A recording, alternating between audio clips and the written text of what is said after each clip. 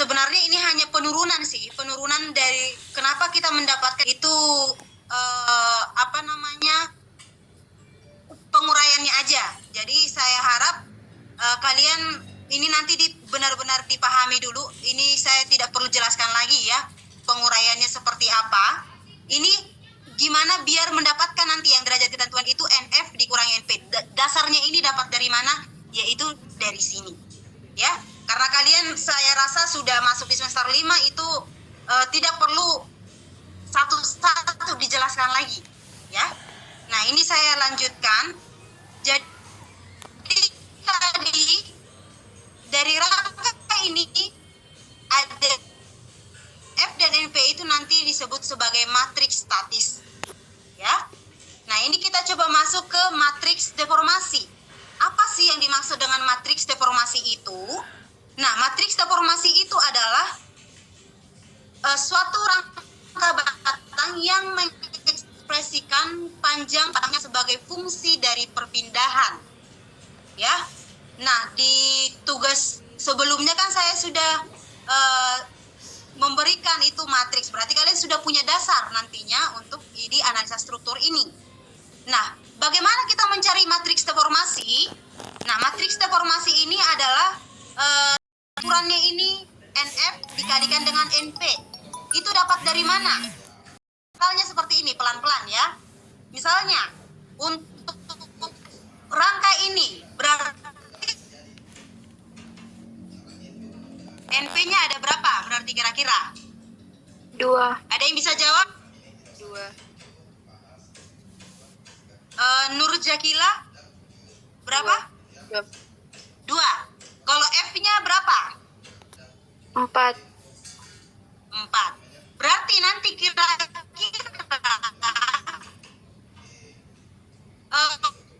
matriks statisnya itu matriks berapa kali berapa?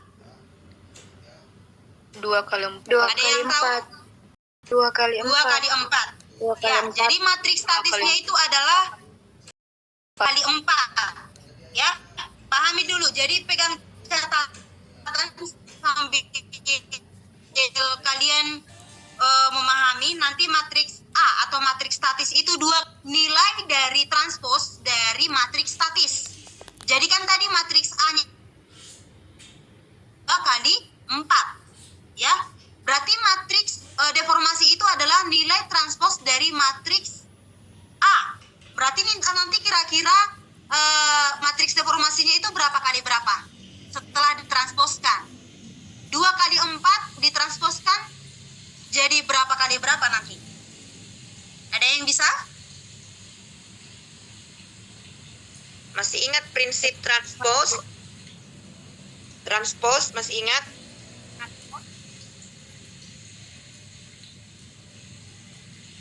Masih ingat prinsip transpose? Halo? Ya, Bu. Ya, bagaimana Jerika?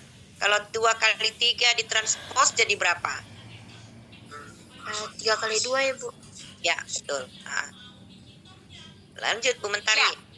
Ya, jadi nanti matriks deformasi itu adalah transpos dari matriks A. Tadi kan matriks A-nya kita sudah peroleh matriks 2 kali 4.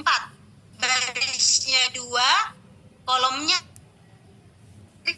deformasinya itu adalah hasilnya matriks 4 dikali 2. Ya. Nah, berikutnya ada disebut sebagai matriks kekakuan unsur atau S, ya. Nah, di mana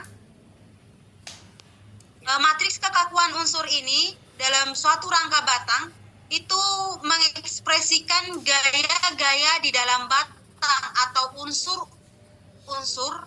sebagai fungsi dari tambahan panjang batang-batangnya.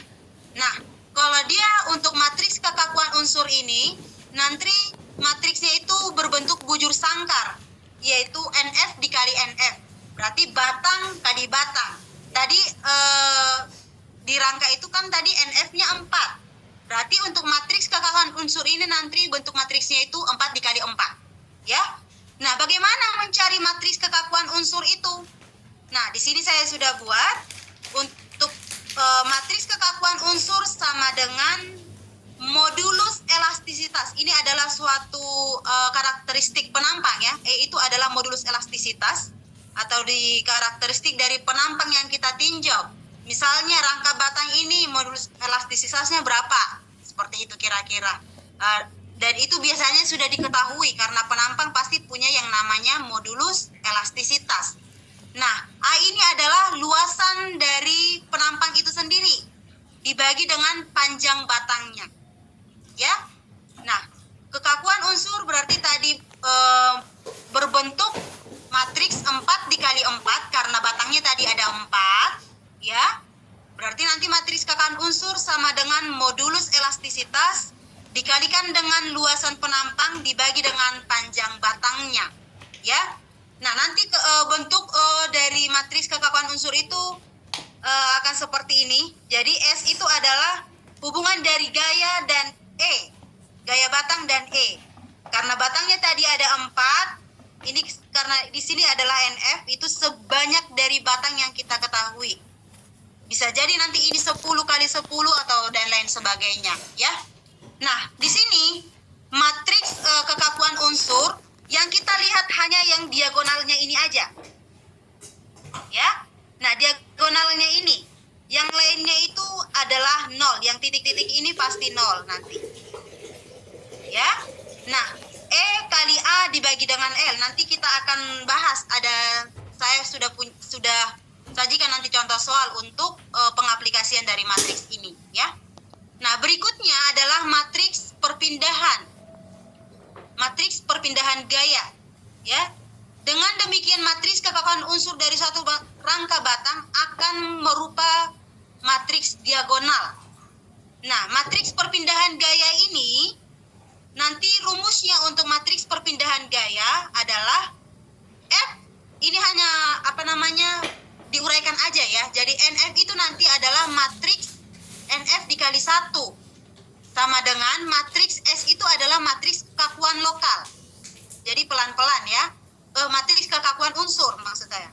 Ini S ini adalah matriks kekakuan unsur dikalikan dengan E. Nanti nilai E-nya ini akan kita cari dengan B dikalikan dengan X. Jadi pelan-pelan. F sama dengan matriks kekakuan unsur dikalikan dengan E. E itu dapat dari mana? Berarti matriks deformasi dikalikan dengan X-nya itu adalah perpindahannya. Sudah? Nah, berarti untuk matriks perpindahan gaya ini F sama dengan S dikalikan dengan B dikalikan dengan X. Sudah? Nanti akan lebih jelasnya lagi di contoh soal. Jadi teman-teman masih bingung ini apa aja, nanti akan kita aplikasikan. Berikutnya adalah matriks kekakuan global. Matriks kekakuan global ini nanti diperoleh dengan rumus matriks statis dikalikan dengan matriks kekakuan unsur dikalikan dengan matriks A transpos atau matriks deformasi. Ya. Nah, nanti untuk matriks kekakuan global ini adalah matriks di mana ukuran dari matriksnya itu adalah NP dikalikan dengan NP. Tergantung dari banyaknya gaya yang ada pada suatu struktur yang akan kita tinjau. Seperti itu. Berikutnya ada disebut sebagai matriks kekakuan lokal. Nah, sebenarnya matriks kekakuan global tadi itu adalah kombinasi dari kekakuan lokal. Nah, kekakuan lokal ini hanya matriks yang didefinisikan dari suatu batang-batang tunggal. Ya. Nah, batang tunggal ini hubungan dari matriks kekakuan lokal ini itulah yang disebut sebagai matriks kekakuan global. Karena tadi batangnya kita ada lebih dari 1, berarti kekakuan lokal, kombinasi dari kekakuan lokal itu adalah disebut sebagai matriks kekakuan global. Nah, sampai di sini kira-kira ada yang mau ditanya dulu? Nah, untuk matriks kekakuan lokal, kita perhatikan batang ini ya. Batang ini adalah batang tunggal. Batang tunggal ini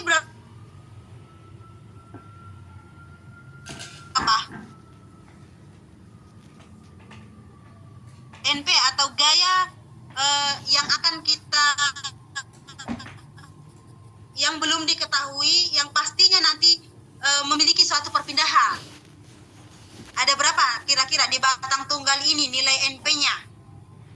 4 Ibu. 4 Bu. 4 ya.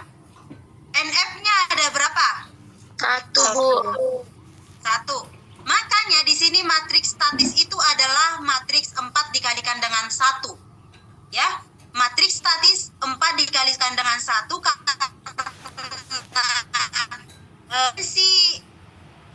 potensi yang akan mengalami perpindahan itu terdiri dari 4, ya. Ke kanan 2, ke samping ada 2, ke atas itu ada 2. Nah, F-nya itu adalah batang yang ada di sini karena ini batang tunggal, berarti dia jumlahnya 1. Nah, nilai-nilainya ini dapat dari mana? Kenapa di sini baris 1 kolom 1 itu adalah min cos alfa, baris 2 kolom 1 min sin alfa. Itu dasarnya dari mana? Ada yang bisa jawab? In cos alfa, min sin alfa, positif cos alfa, positif sin alfa. Kira-kira itu dapat dari mana? Ada yang bisa? Kemiringannya Bu. Ada yang bisa? Gimana? Bagaimana tadi, siapa yang menjawab kemiringan? Saya Prof. Siapa tadi yang jawab kemiringan? Fitra Prof. Ganti namamu di situ, Fitra. Oh, minta maaf. Tulisannya Iya. iPad. Nanti Oh ganti. iya. Ya. Ada lagi yang lain yang bisa menjawab kenapa min? Kenapa 1, 2 itu min dan 3, 4 itu plus?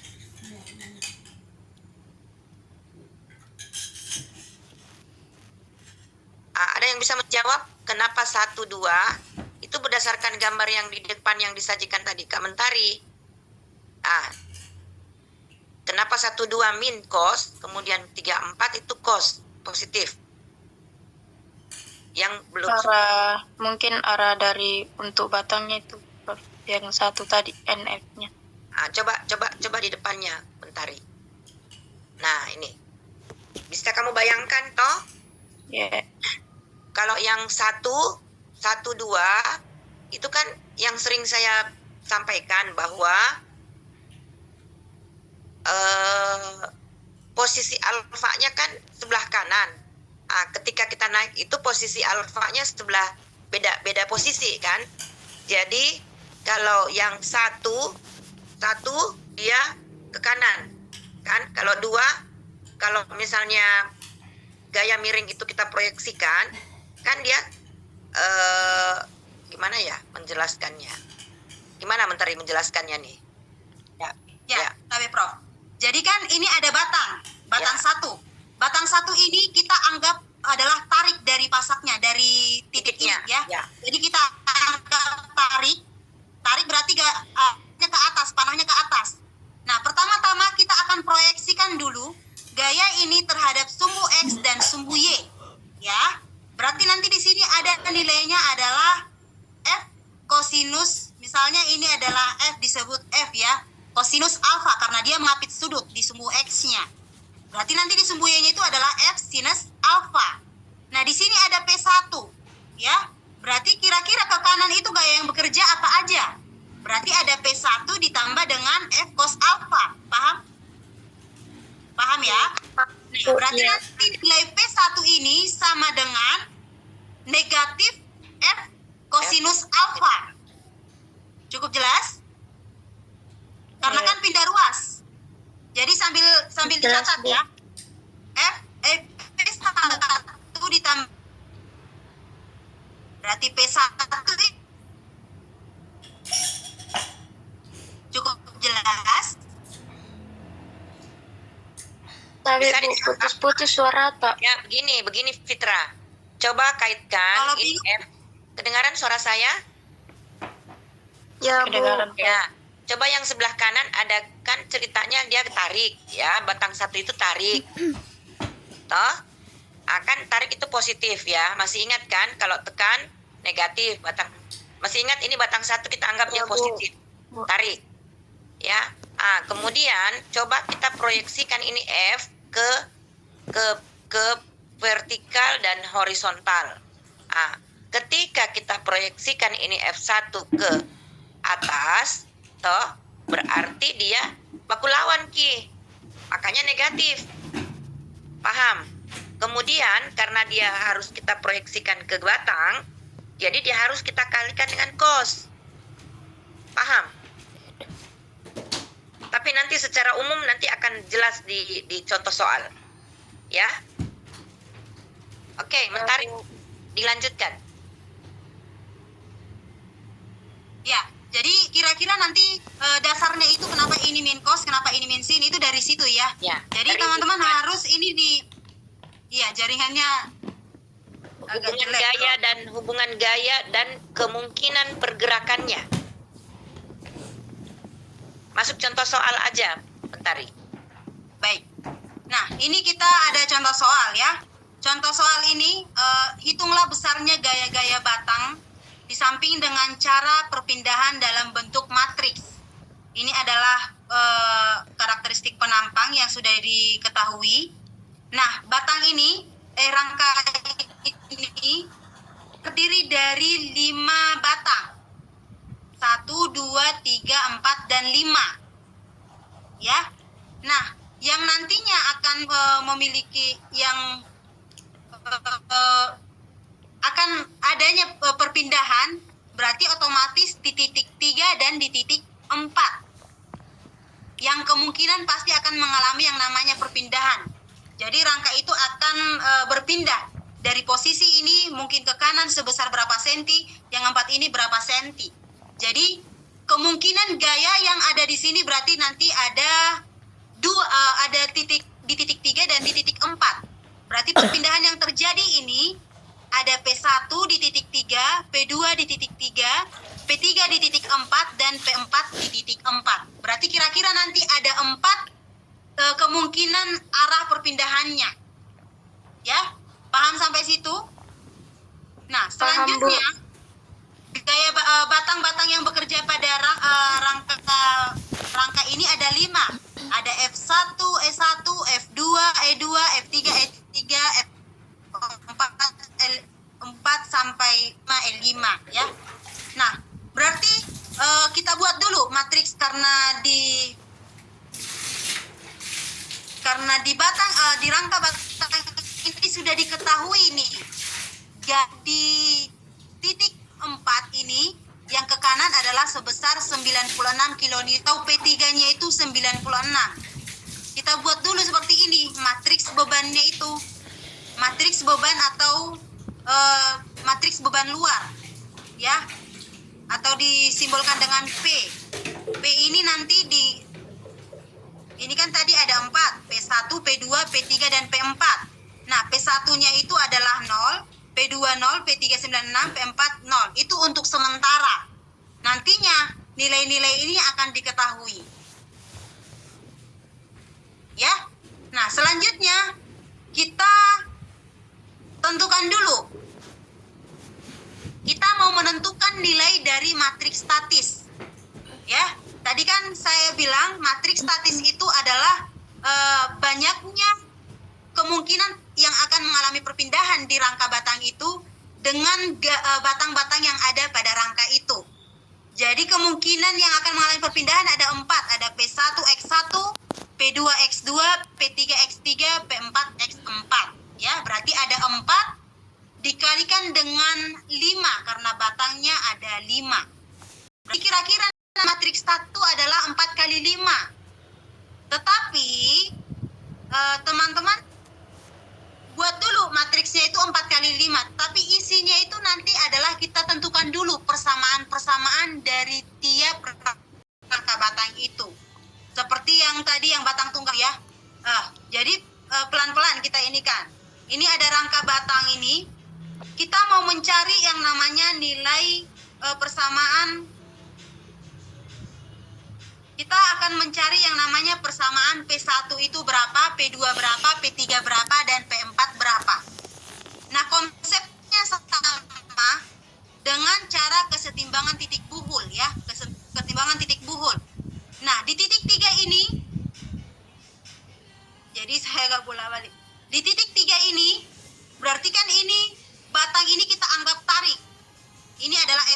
karena di sini kan 1 ya.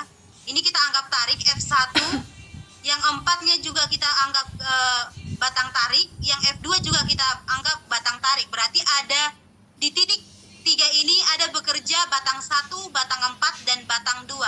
Cukup jelas sampai di sini? Sebelum saya lanjutkan? Jadi pelan-pelan dipahami ya. Jelas ya.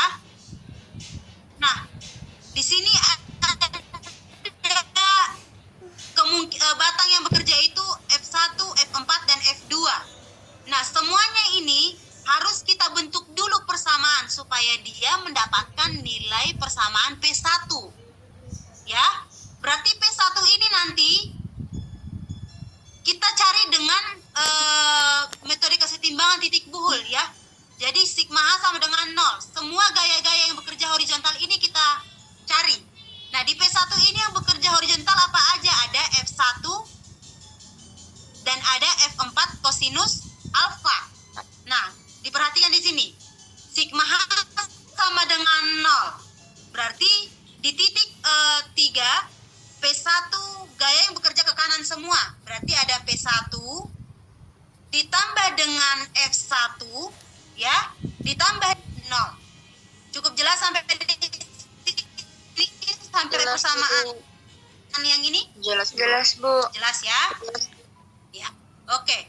Nah, dari sini persamaan ini sigma H sama dengan 0 ini kita sudah mendapat nilai persamaan pertama, yaitu P1 sama dengan min F1 dikurangi 0,6 F4. Ini dapat dari mana sih 0,6 ini? Ya, itu didapat dari, karena batang ini kan sudah diketahui panjangnya 3, lebarnya 3, dan tingginya adalah 4. Nah, trigonometri, jadi kalian harus paham ya. Ini 4, ini 3, otomatis ini adalah berapa ini? Yang batang 4 ini. Kalau diketahui ini adalah 300 cm, ini 400 cm. Yang miringnya ini berapa? 500 sih Bu. Berapa? 500 ya. Nah, kalau ini sudah diketahui 500, di sini samping per miring. Sampingnya adalah 300, miringnya adalah 500. Berarti 300 dibagi 500 sama dengan 0,6. Cukup jelas sampai di situ? Jelas Bu. Jelas ya. Selanjutnya kita masuk untuk mencari persamaan P2. P2 ini adalah berarti perpindahan nantinya itu adalah secara vertikal. Ya. Nah, kita mau mencari nilai P2. P2 sikal itu, P2 arahnya ke atas, F2 arahnya ke bawah, negatif F2, ditambah dengan F4 sin alfa arahnya ke bawah, ditambah F4, maaf, ini harusnya minus ya. P2 dikurangi F2 dikurangi dengan F4 sinus alfa. Bentar. Ya, berarti nanti dari sini P2 sama dengan F2 ditambah 0,8 F4.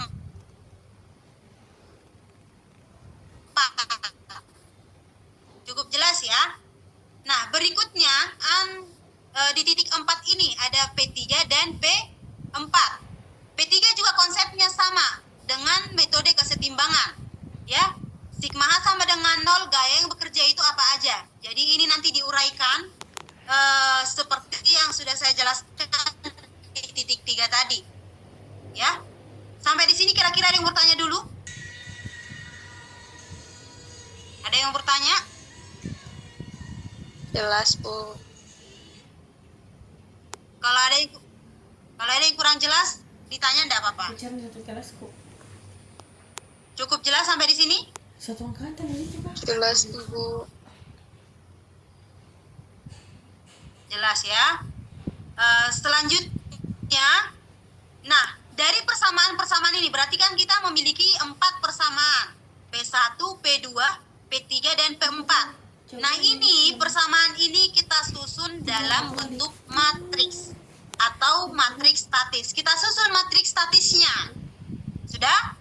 Matriks statisnya berarti hubungan dari matriks P dan F. P itu adalah kemungkinan adanya perpindahan gaya. Nanti F ini adalah gaya batangnya itu. Ya. Berarti P-nya ada 4, F-nya ada 5.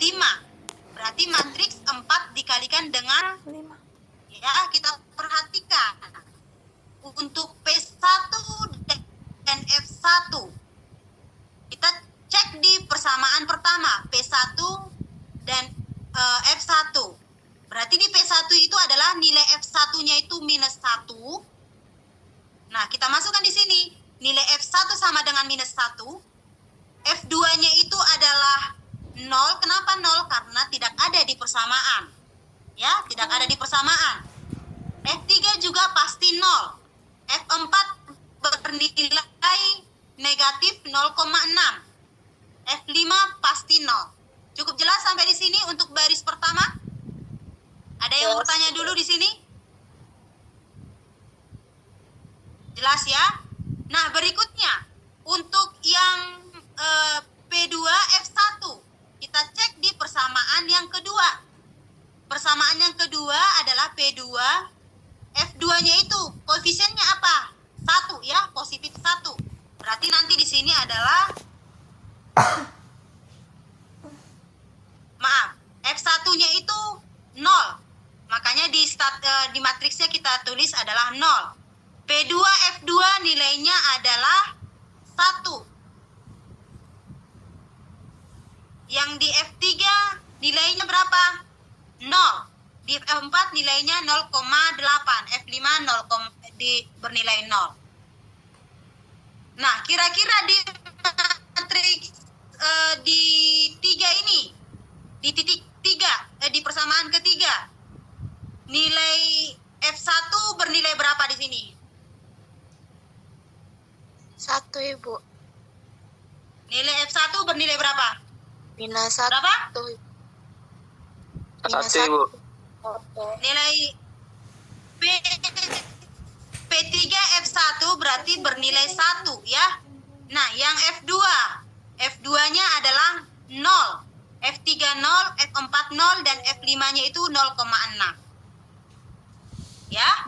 Begitu juga nanti untuk yang di persamaan berikutnya di P4 dan F. P4 F1 nilainya adalah 0. P4 F2-nya 0, P4 F3-nya 0, P4 F4-nya 0, P4 F5-nya 0,8. Ya. Sampai di sini ada yang bertanya dulu untuk matriks statis, menentukan matriks statis A ini. Apakah sudah jelas?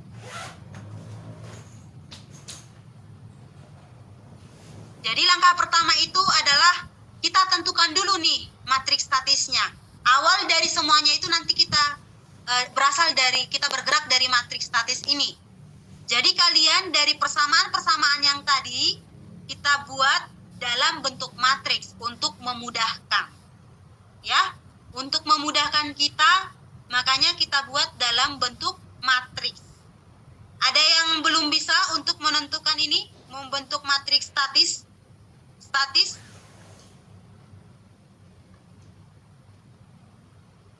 Sudah jelas?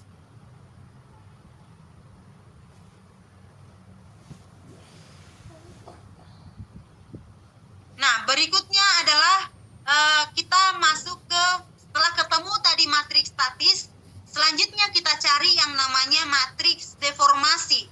Tadi kan saya sudah jelaskan matriks deformasi itu apa? Matriks deformasi itu adalah transpos dari matriks statis. Jadi ini matriks statis kita 4 kali 5, nanti ditransposkan dia menjadi 5 dikalikan dengan 4. Nanti cara-caranya ini akan saya jelaskan lebih, kalian mengerjakannya itu dengan pakai Excel aja. Ya. Jadi nanti akan saya jelaskan cara mengerjakan dengan Excel itu bagaimana untuk matriks, ya. Berikutnya, Setelah ketemu matriks deformasi, kita cari yang namanya matriks kekakuan elemen. Matriks kekakuan elemen atau S adalah S itu sama dengan modulus elastisitas dikalikan dengan luas penampangnya dibagi dengan panjang batangnya. Ya. Nah, tadi di soal kan sudah saya jelaskan. Sudah diketahui yang namanya batang 1 itu luasannya berapa, batang 2 dan 3 itu luasannya berapa, batang 4 dan 5 itu luasannya berapa. Modulus elastisitasnya itu 20.000 kilonewton per untuk mencari yang namanya matriks kekakuan elemen dari unsur itu. Nah, tadi bentuk dari matriks kekakuan itu adalah dia berbentuk diagonal.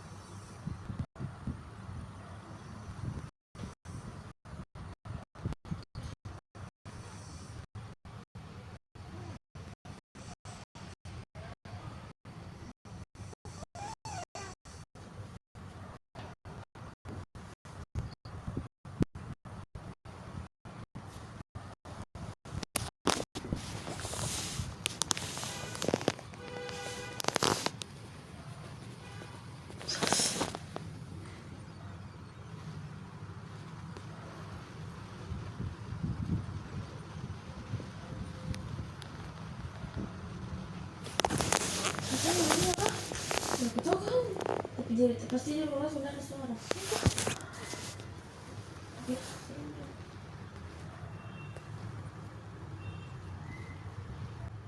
Recording tidak in mencoba progress. mengerjakannya sendiri. Ya, saya tunggu komentarmu, pertanyaanmu, jawabanmu kalau sudah ada, kirim di grup. Ya, dan saya Kak Mentari akan memberikan komentar terhadap jawabanmu. Karena ini soal kan kita ada 3, rangka batang, portal, dan balok menerus. Nah, kita harapkan kalian bisa menyelesaikan ini, rangka batang ini bisa diselesaikan dalam 2 minggu, ya.